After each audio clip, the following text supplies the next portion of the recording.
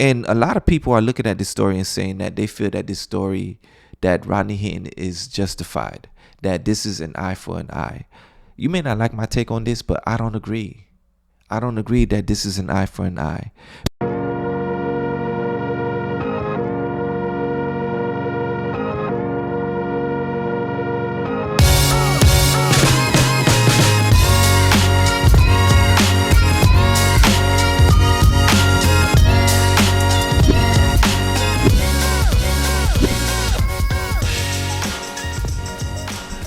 Greetings. Welcome to another episode of Just Your Thoughts. I'm your host, Joe. Please like, share, subscribe. Let me know what you think.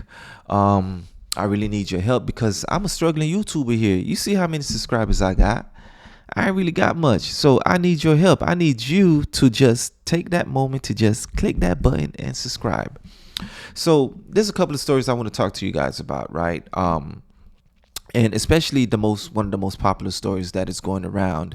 And no, not the P. Diddy story. Okay, I'm gonna just leave that one alone. But definitely the Rodney Hinton Jr. story.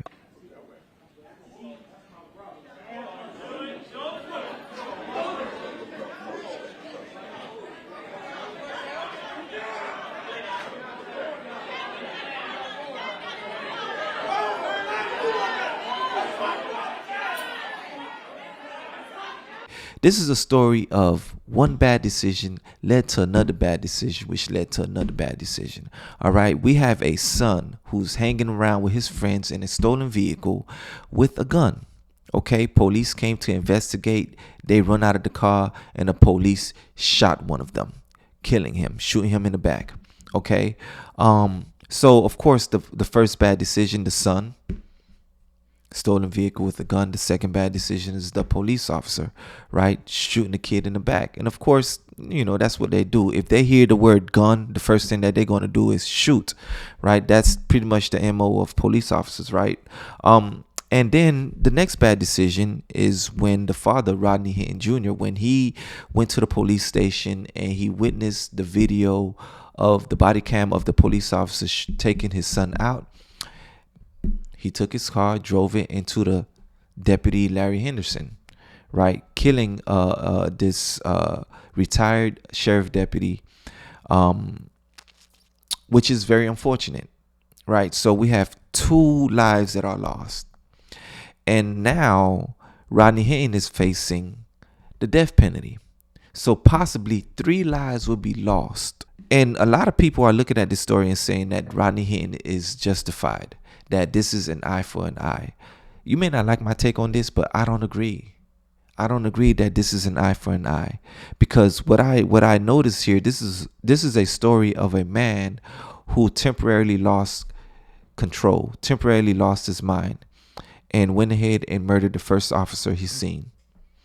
Okay, that is pretty much a man that didn't have it all together.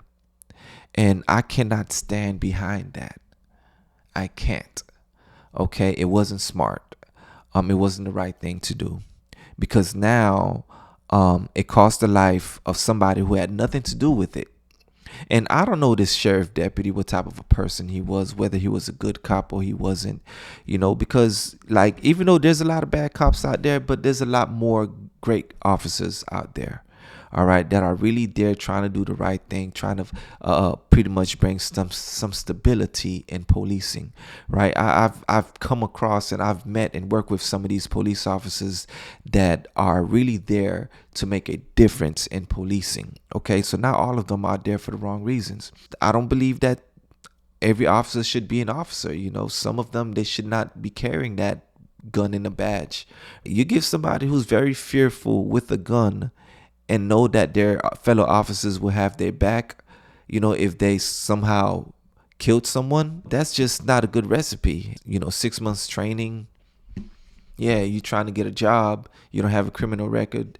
Yeah, become a police officer. I have friends that are police officers, right? So from my perspective, it's a respectable job.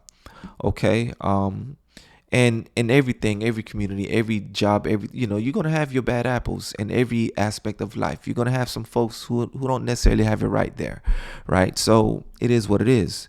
But for folks to feel that this is a situation of an eye for an eye, it's just not.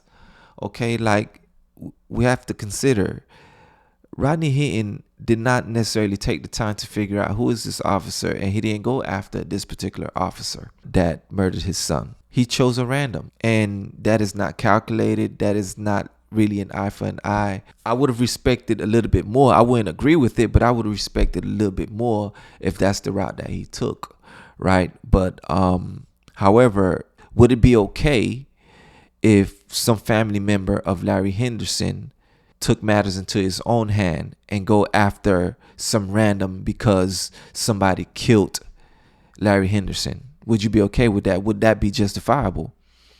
Right? And chances are you'll say no.